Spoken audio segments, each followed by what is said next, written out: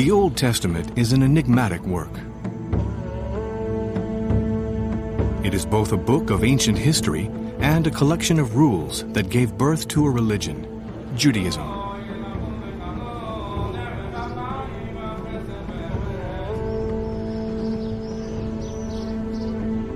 It is also the source of Christianity and, several centuries later, inspired the Quran, Islam's founding text.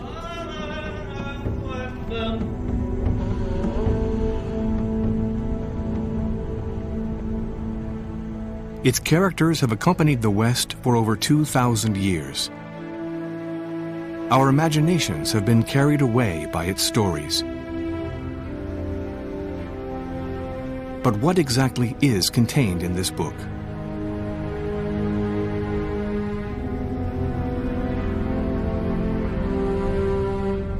Where was it written, and by whom?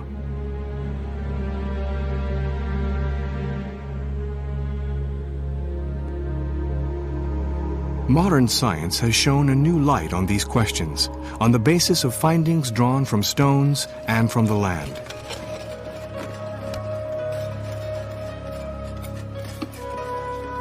A recent revolution in the area of archaeology has transformed the idea we once had of the society that put the Old Testament into writing.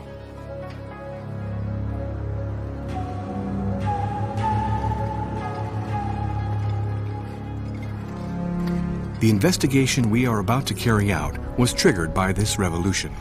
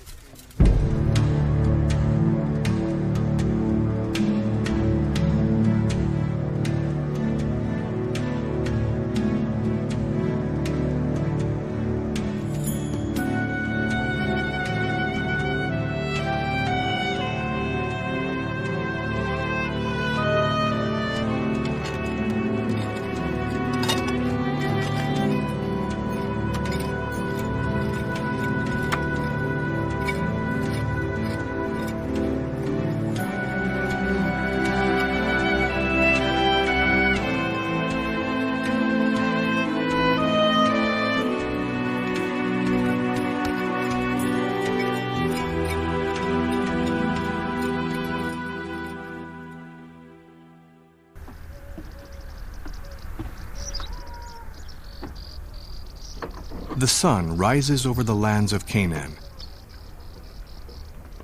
Lands where, according to the Bible, lived the patriarchs, Abraham, Isaac, and Jacob.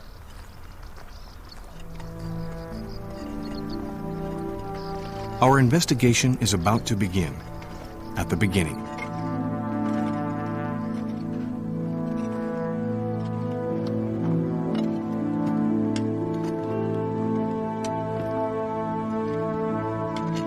Their stories are told in the first book of the Bible, Genesis.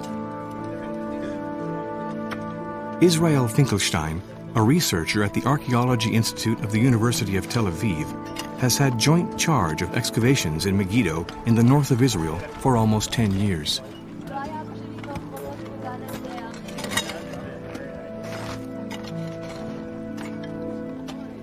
About 100 specialists and volunteers from all over the world are involved in this undertaking. Megiddo is the jewel of biblical archaeology. Its history goes back over 7 millenniums of contacts and conflicts between the great powers that dominated the region in turn: Egypt, Assyria, and Babylon, followed by the Persian Empire.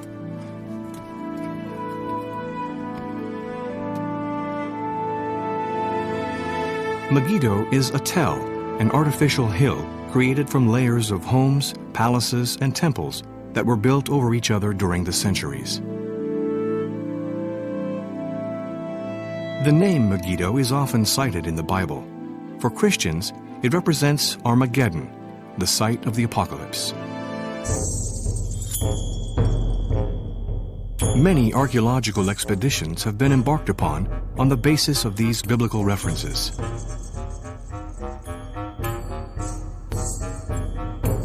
In 1903, the German archaeologist Gottlieb Schumacher organized the first digs here. vast quantities of material.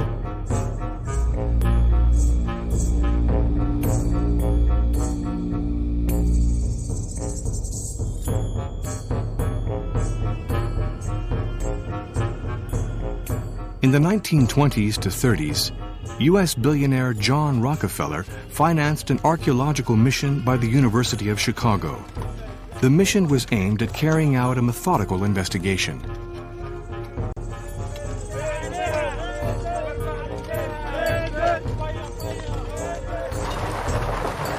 Thanks to the hundreds of workers recruited at the site or in Egypt, the mission was able to reach bedrock in this huge trench, which measures 20 meters in width and is 15 meters deep.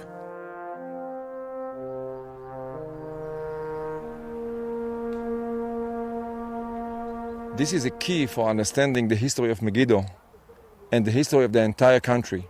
It is a unique opportunity which was given to us by earlier excavators. There's this incredible section going all the way down to bedrock, giving you a history of about 7,000 years, from bedrock down there all the way up to the 5th century BC. 20 strata, in fact more than that, 25 cities built one on top of the other. A unique situation, there's nothing like that anywhere else in the entire region, even beyond the borders of this country. And this opens a window for us into the belly of the mound, and a window into the book, open book, the history of Megiddo in the Bronze and Iron Ages, and the history not only of Megiddo, the history of the entire country.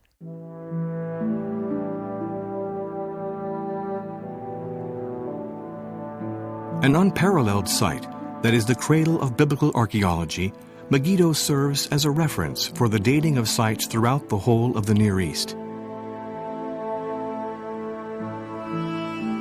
Located at a strategic and economic crossroads between Egypt, the Levant, and Mesopotamia, Megiddo is going to play a crucial role in our investigation.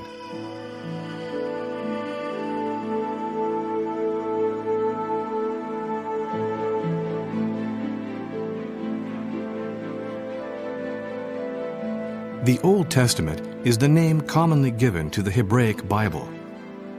It is essentially a religious book. For many centuries, it was considered as being unnecessary and even dangerous to question the historical events related in its pages.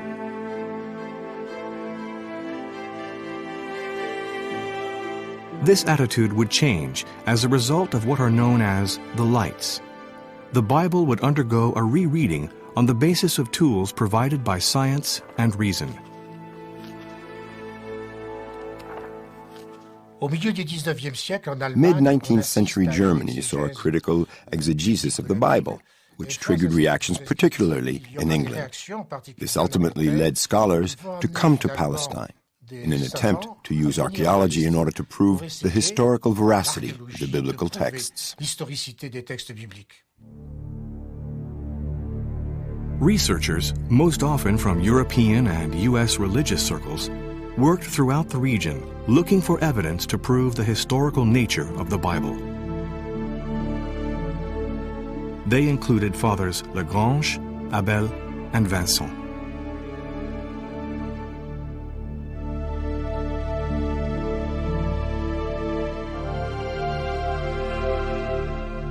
Edward Robinson, a theologian trained in the Semitic languages, identified dozens of sites that have retained practically the same names for 2,500 years. These adventurers drew up the first biblical maps of the Holy Land.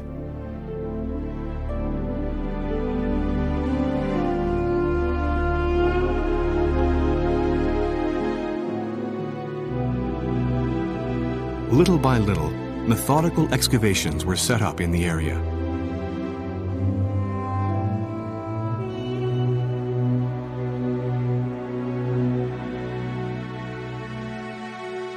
According to an expression popular at the time, the archaeologists carried a spade in one hand and a Bible in the other.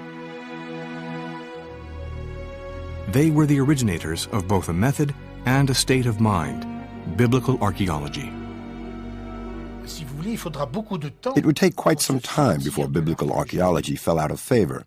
As late as the 1930s, the American archaeologist William Foxwell Albright was convinced that his archaeological research would enable him to prove the historical veracity of the Bible.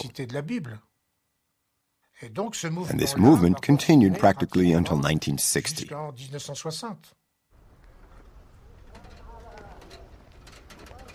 The approach has still not completely disappeared. But in recent years, researchers have opened up a new path that has transformed archaeology into an independent scientific discipline. These specialists consider architectural vestiges, ceramics, and debris of all types as the elements in a huge tableau vivant, a human reality that has to be sampled, understood, and interpreted in scientific terms. He was very satisfied that the trap is still in place. He thinks that it's nice and it should be kept in place. It's this one over here, this cloth.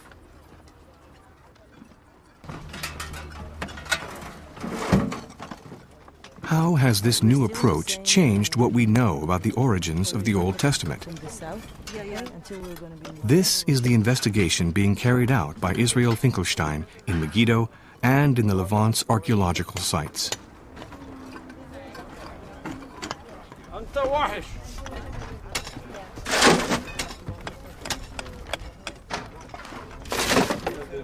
Allowing these books of stone to shed light on a work of paper.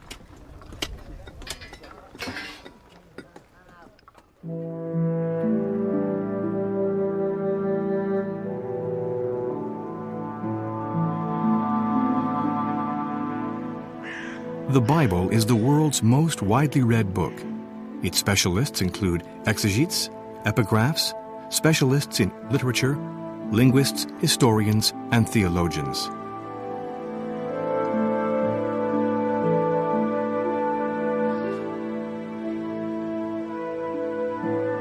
Thomas Romer is a professor of the Old Testament at the Lausanne Faculty of Theology. He will be our guide with respect to this work. What is the Hebraic Bible? First of all, it is obviously the founding text of Judaism. It is also the text that is at the origin of three monotheisms: Judaism, Christianity, and Islam.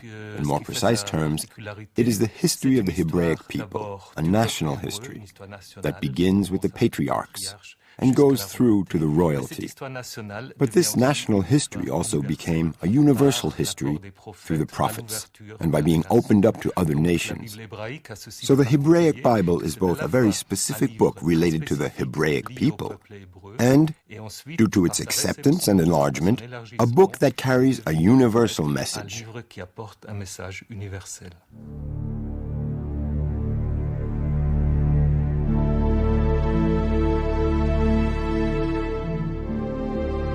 The Old Testament is composed of a series of books, which is the very definition of the word Bible, ta Biblia, which in Greek means the books. It is a collection of legal texts, poems, and moral reflections, and a history book of the creation of the world and the people of Israel.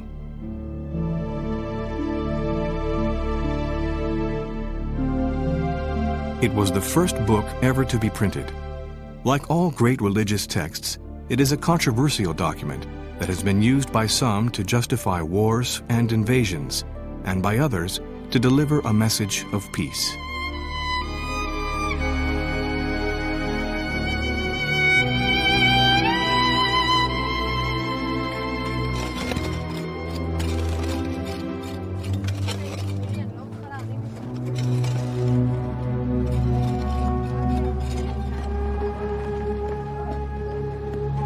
Its wealth is such that it is never far from the minds of our archaeologists. It is not possible to carry out digs in the Holy Land without being conscious of the gravity of the situation.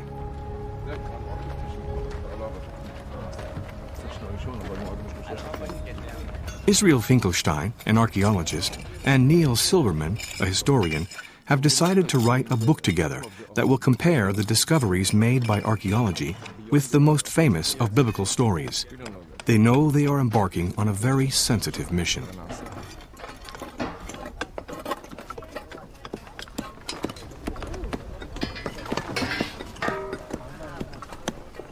The Bible, of course, is one of our most important ancient Near Eastern texts, but it's got a larger significance than that, obviously.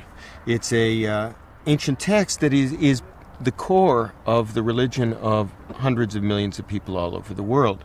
So we are aware of the sensitivities of the Bible, but what we're trying to do is bring the most modern discoveries, the best insights that we can, to help the understanding and really transform the modern understanding of what the Bible really represents in its ancient context. Their book provides the outline for our investigation and its chronology, from the most distant times to the most recent periods.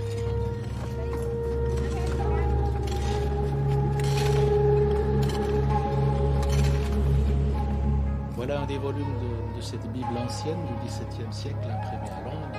Les polyglottes, ceux qui... The first 5 books of the Old Testament make up what is called the Pentateuch, or the Torah in Hebrew. They are particularly important for those who proclaim monotheism and are common to both Judaism and Christianity.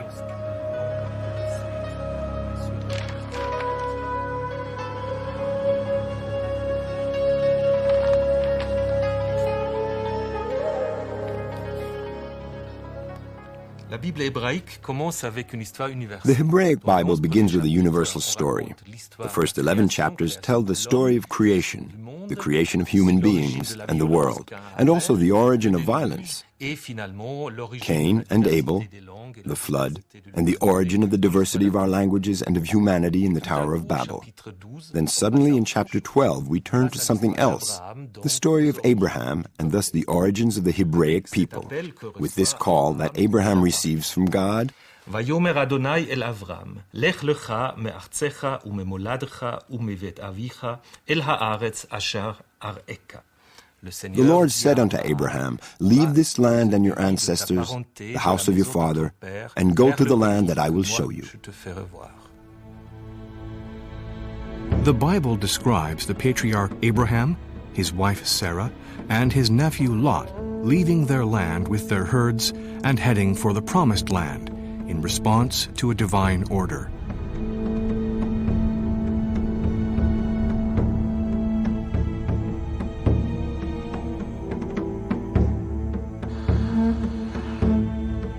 The biblical text describes a veritable migration over thousands of kilometers from Mesopotamia toward Egypt and then Canaan.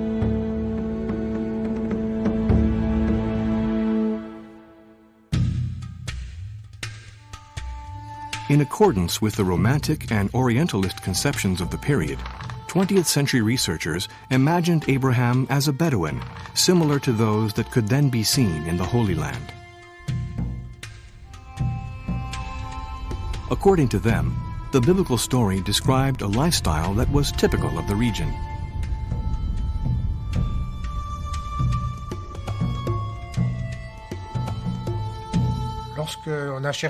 When scholars sought a date for the biblical patriarchs, they basically relied on a certain number of elements contained in the texts that took us back to around 1800 BC.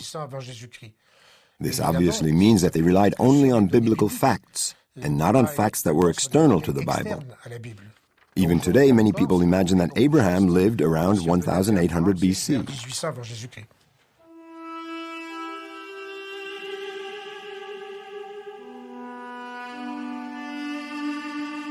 1800 BC is a period referred to by archaeologists as the Middle Bronze Age. We have to go back to Megiddo. What can the Book of Stone tell us about this?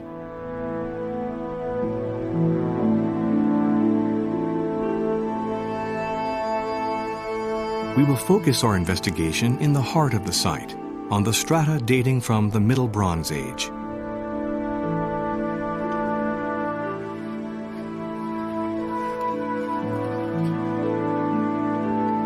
By going down to the lower pages of Megiddo, Israel Finkelstein takes us back in time. He arrives at the ruins of the city that corresponds to the second millennium.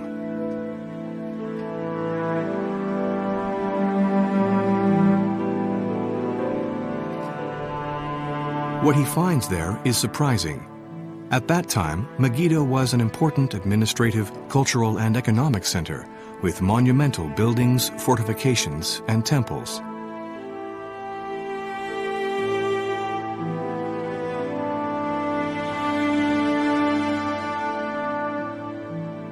Far from being an arid landscape suitable only for herders, the strata of the period corresponding to Abraham's migration reveal a city-state of almost 2,000 inhabitants.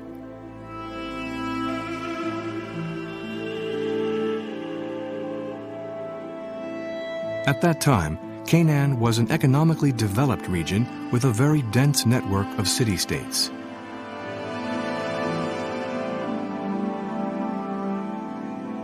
Doubts are raised about the chronology that has been proposed by traditional interpretations of the Bible. But what of the migration itself? Canaan is a buffer zone situated between Egypt and Mesopotamia, and these empires have left a number of vestiges. Megiddo is one of the sites where such material abounds. This Book of Stone will allow us to read the ancient pages of the history of Egypt and Mesopotamia. Pages that are indispensable to the rest of our investigation.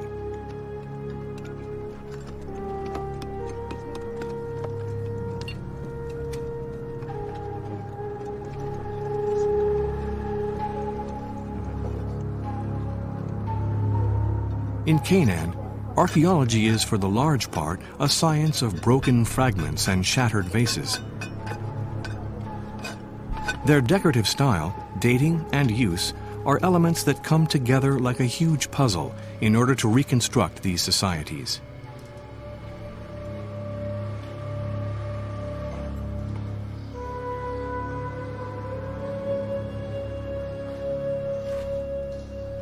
These fragments teach us about the origin of power and the social groups active at that time.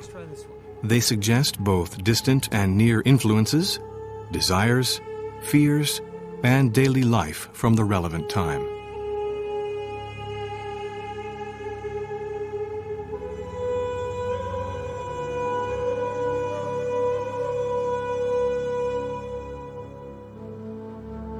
Like these small engraved cylinders that were used as seals or amulets, and in which we can see the rites that were then popular in Mesopotamia and the Levant unfolding before our eyes. At Megiddo, we have evidence for the influence of the northern powers, the northern civilizations, I mean Mesopotamian and Syrian, throughout history, from the late 4th millennium to the 1st millennium BC. This means that they had an impact on the events in the Levant throughout, and that it is impossible to reconstruct the history of this region without taking into consideration the northern civilizations, Mesopotamian and Syrian.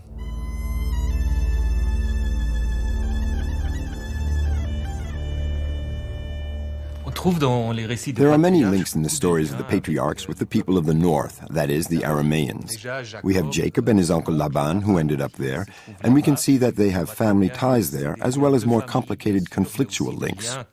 Territories had to be mapped out, and it was not always an easy task. The north is also mentioned when Abraham is about to leave, as he comes from Haran, which was a very important Aramaic town.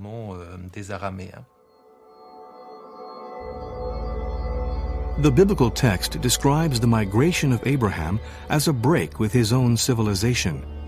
But is the hypothesis that the patriarchs originated in Mesopotamia a plausible one?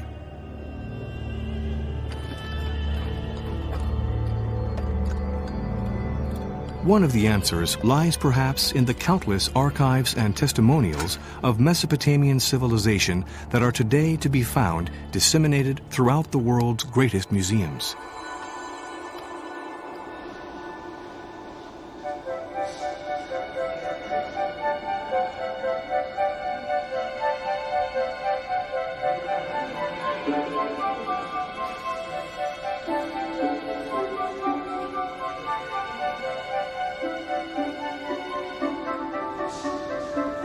We have here a panorama of the civilization and empires that followed one another in Mesopotamia over the millenniums.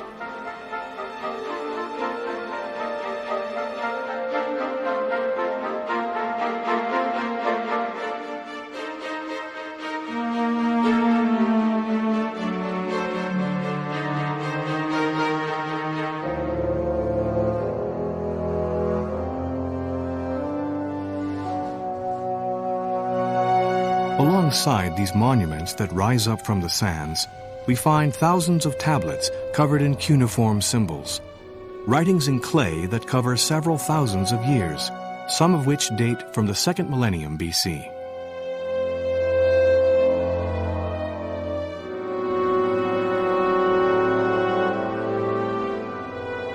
Will Neil Silberman be able to find the traces of Abraham's story in these tablets?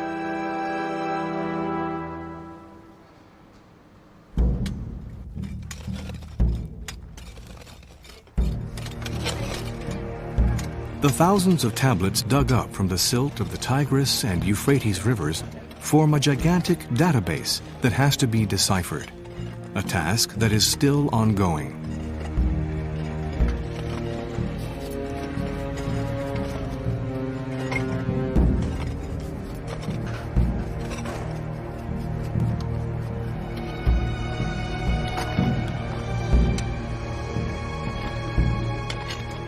In the 1920s, an English archaeologist, Leonard Woolley, began digs at Ur, the village where Abraham originated.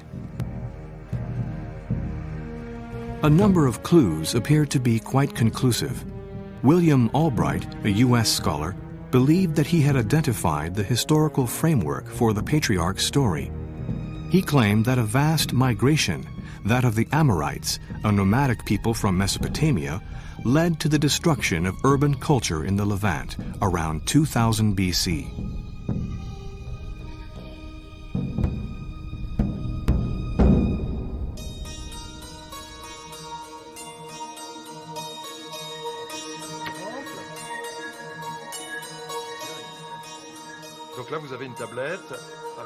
Neil Silberman is at the School of Applied Higher Studies in Paris. The early scholars attempted to place Abraham in a historic context of the Amorite invasions. But do we believe that this could be true today? The Amorites are a people that are well documented at the end of the 3rd and beginning of the 2nd millenniums, and it was very tempting to link Abraham's migration with that of the Amorites. However, the Amorite migrations primarily occurred in a west-east direction, whereas Abraham, in contrast, went from east to west. As a consequence, the link is not as obvious as was once thought. It now appears to be well accepted. There was no migration in the direction of Canaan at the time that the Bible situates Abraham's voyage. But new discoveries in the ruins of Mari and Nuzi relaunched the investigation on Abraham.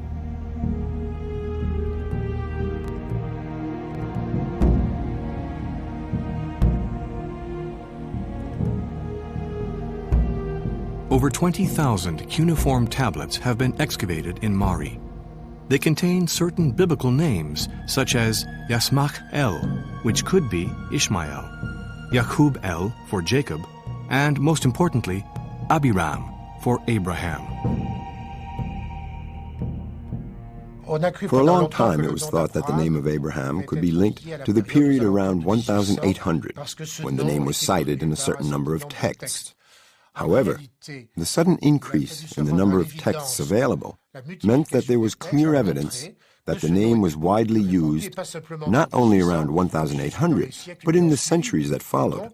So there was no real proof of the relevant time period for this biblical patriarch.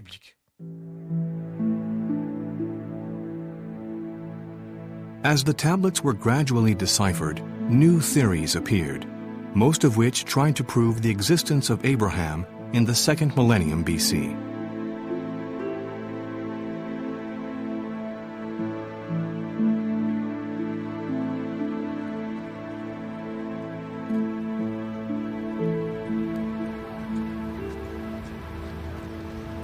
John Van Seters, an internationally recognized expert, has been working on the Nuzi tablets for a long time. The tablets contain a story similar to that of Sarah, Abraham's barren wife in the Bible.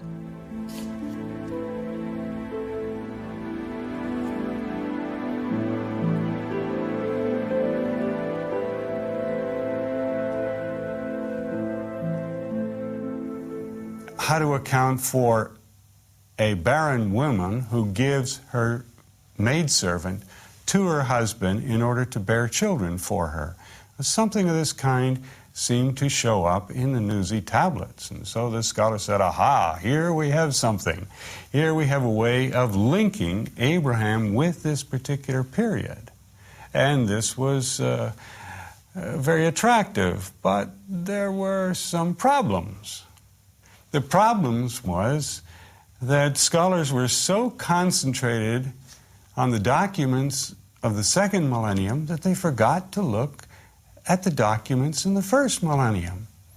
And when one looked through the same kind of literature, the same kind of archival documents of the first millennium, the same customs show up in these texts. Taking all of these things together, they really prove absolutely nothing. There's just no firm evidence that can pin down the patriarchs and Abraham into a particular period in the second millennium.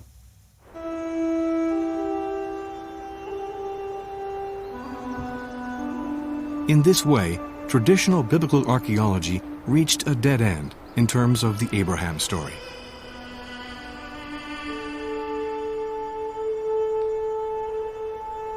So what we see is that the whole concept of roaming the land with the Bible in one hand and the spade in another in order to look for the patriarchs doesn't work.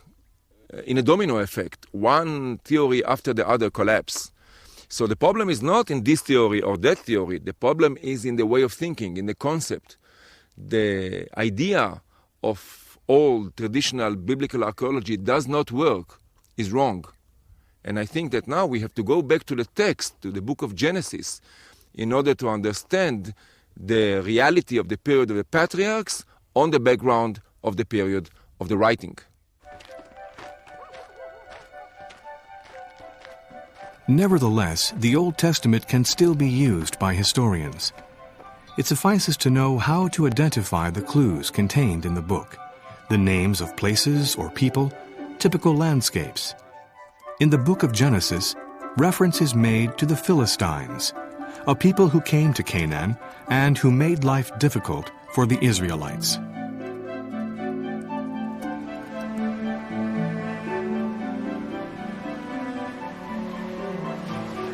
What do we know of the Philistines? That they are part of a group of peoples whose origin is unknown, who came to the coastal plains of the Levant and who were given the name the Sea Peoples.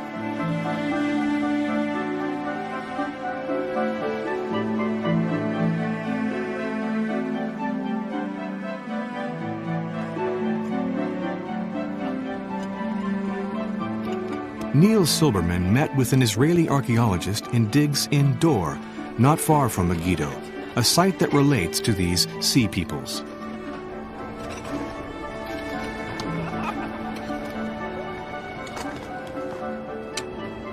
She is trying to identify them and determine their date of arrival.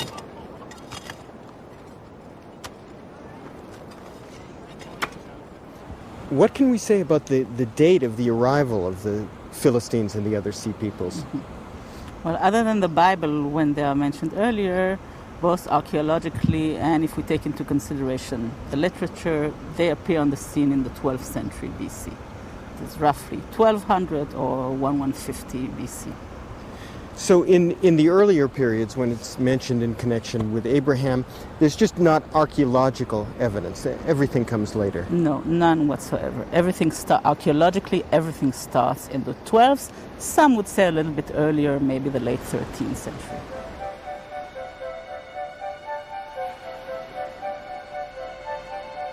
The biblical verses that associate the patriarchs with the Philistines presuppose a world that dates from after the 12th century BC.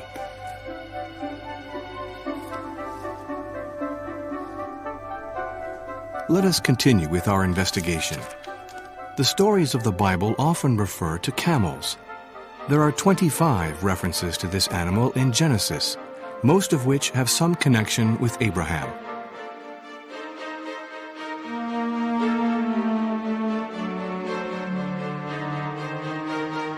Camels were obviously a well-known animal in the Near East, and archaeological excavations have revealed significant quantities of camel bones.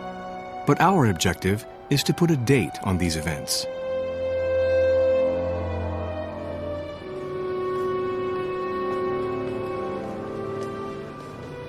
Israel Finkelstein has gone to see Ladar Sapir of the University of Tel Aviv's Archaeozoological Laboratory.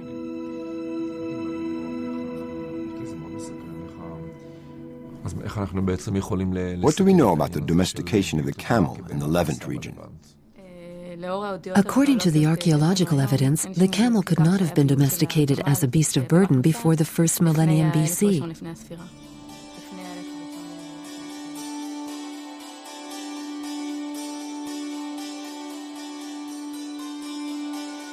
A second piece of evidence has therefore arisen that contradicts the biblical texts. The camels of the Near East were not used as working animals before 1000 BC.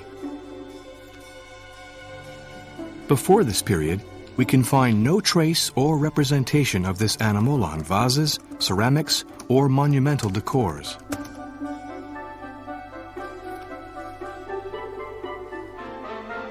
But our investigation doesn't end there.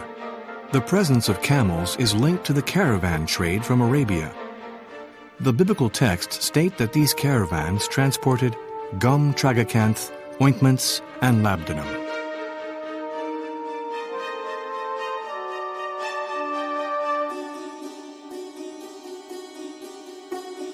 The Assyrian tablets and archaeology show that the caravan routes linking Arabia to the Levant coast went through the kingdom of Judah.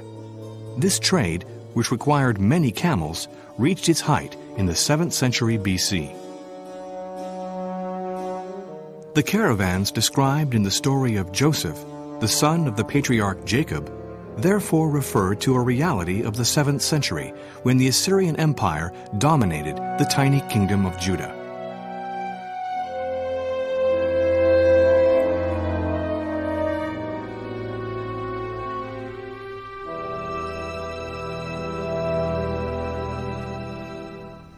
So now that we look at Genesis, we know that Genesis does not describe the background of the 18th century. We are not in the Middle Bronze Age.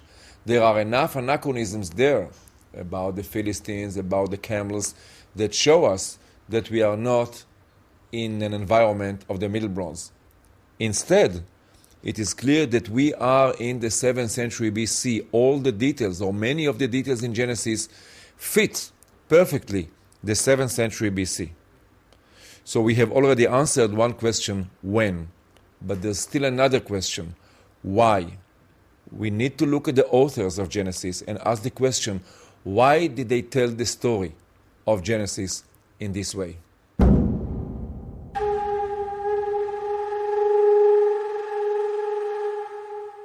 The fact that the biblical texts state that Abraham left Mesopotamia for the Holy Land tells us nothing about the authors of the text.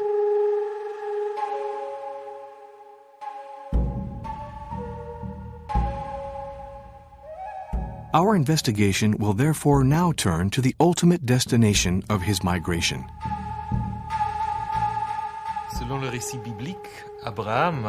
According to the biblical story, Abraham arrived from the north. He traveled through important sites in the north, but finally came to settle in Hebron. His settlement in Hebron was, in fact, confirmed by Abraham's acquisition of a tomb from the inhabitants of the area.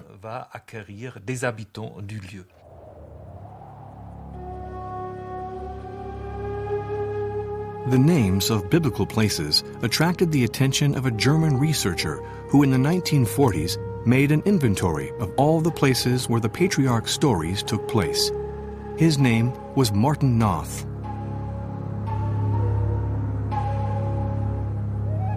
The Bible tells us that Abraham, a nomad, bought some land near Hebron in which to die, but also in which to live. The story tells of the appearance in an oak grove in Mamre of 3 of God's messengers who announced to Abraham's wife, who has been barren up until then, that she was to have a child.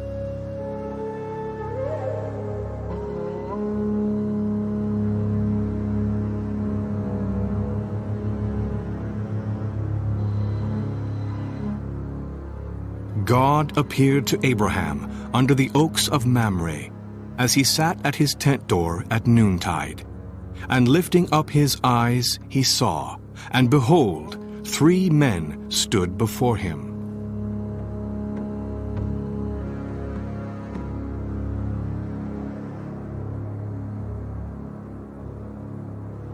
Hebron and Mamre are located in the center of Canaan, at the heart of its rocky hills.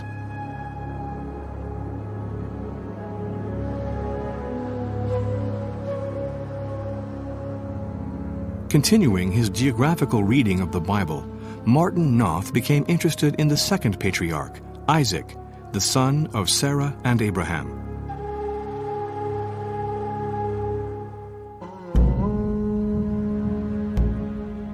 Isaac played a role in a very famous scene.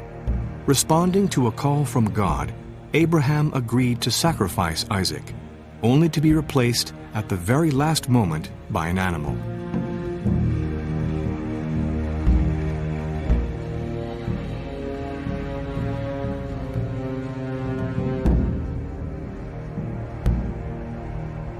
The Bible tells us that Isaac was a shepherd living in the semi-arid south of Canaan.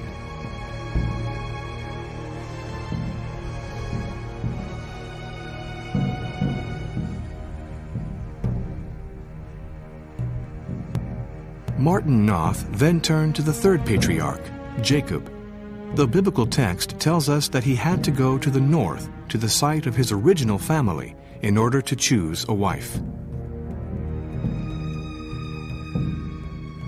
On his return journey, he entered into battle with an angel near a river that runs in the northeast of the country. According to the Bible, it was during the combat with God's angel that he received a new name, Israel, he who battles with God.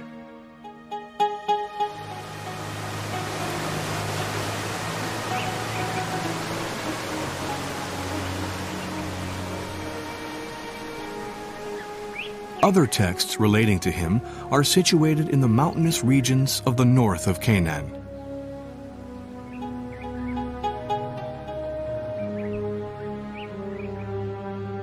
The geography of the 3 patriarchs led Martin Noth to suggest a reading of the Bible that was different to the traditional one.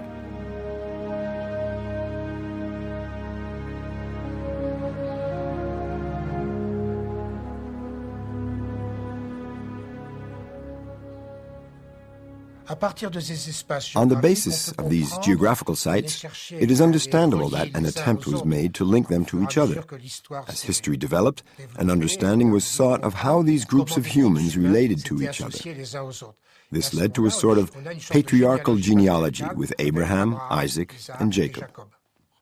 It was quite obvious that there were originally 3 quite separate traditions. The patriarchs were in fact not related.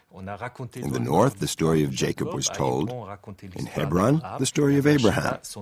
And in Beersheba, the story of Isaac. The idea that these 3 patriarchs were from one and the same family was, in fact, an invention after the fact by those who wrote the Bible. They wanted to show that there was a link between these 3 patriarchs, whereas in fact there was none. Does this testify to a diversity in the oral traditions or in those of the texts? As of the 19th century, German biblical exegesis revealed that Genesis contained a number of stories of various origins that were woven together. Some were linked to the kingdom in the north, Israel, and others to the kingdom in the south, Judah. So there are 3 different traditions set on the background of 3 different geographical zones. And the question is, why Abraham in the center? Why Abraham is put first? The answer is clear. We are in Jerusalem and Judah in the 7th century, in the period of the Judahite kingdom. So, regardless whether the patriarchs are historical or mythical, the most important fact is that the background of the story shows us that we are in the 7th century, in Judah, in Jerusalem, and the people who wrote this decided to put Abraham first as the founder of the family, as the center of the story, and by that also Judah as the center of the universe.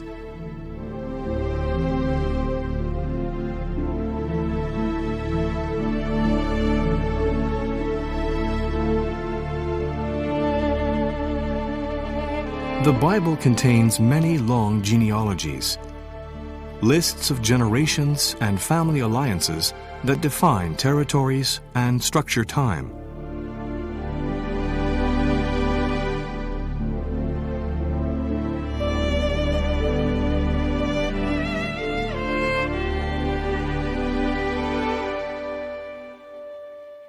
The history of the patriarchs in the Bible is also a family history. Abraham was not only Isaac's father, he was also Ishmael's father, who was at the origin of all Arab tribes. And Isaac is not only Jacob's father, he is also Esau's father. And then Abraham is also Lot's uncle. This means that all the different peoples, clans, and tribes that live in Canaan and in Cis and Transjordan are linked by being descendants of Abraham. So all these people are presented as being part of one great family, with the problems faced by all families, but also the idea of a profound link between all these different peoples. According to the biblical texts, many of the peoples and neighboring kingdoms are related to Judah.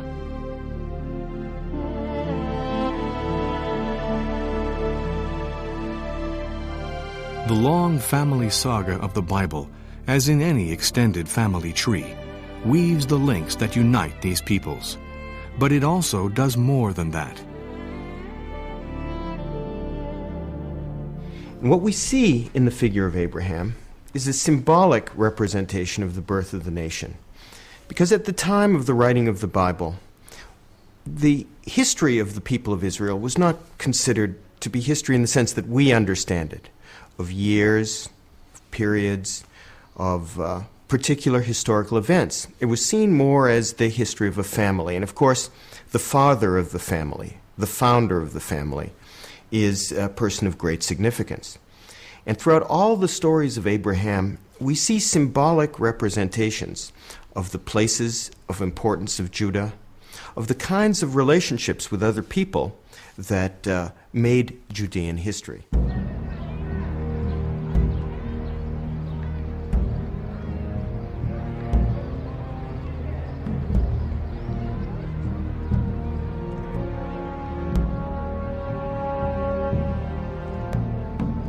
The story of the patriarchs is the first pillar of what would later become Judaism, and that is common roots.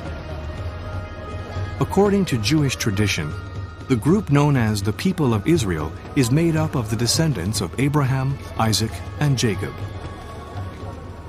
In their eyes, belonging to a people and to a religion is one and the same thing.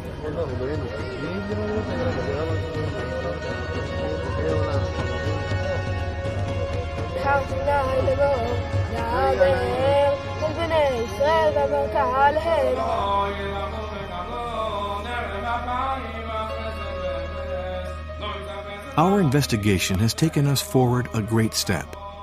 The facts we have gathered allow us to establish the period in which the stories of the patriarchs were first written and provides a geographical framework for this work. The region of Judah in the 7th century BC.